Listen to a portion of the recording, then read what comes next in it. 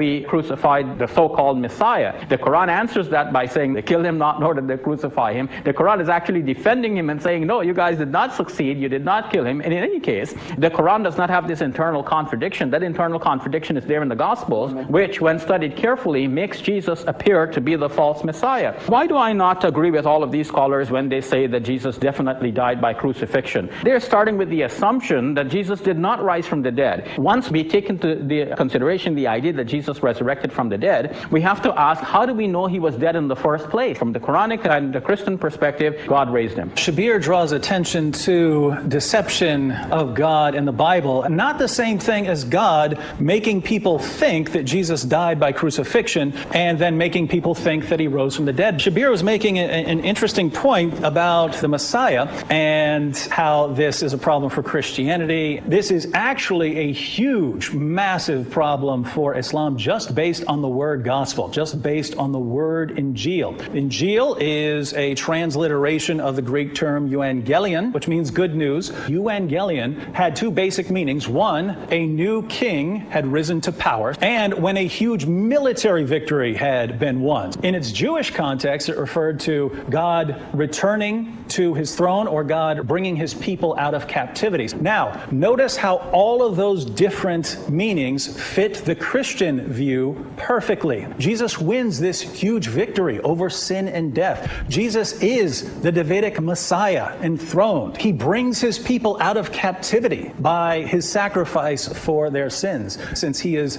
the divine Son of God, when he returns, when he takes his throne, that is God becoming enthroned over Israel. So all of these meanings of the term Injil fit the Christian doctrine perfectly.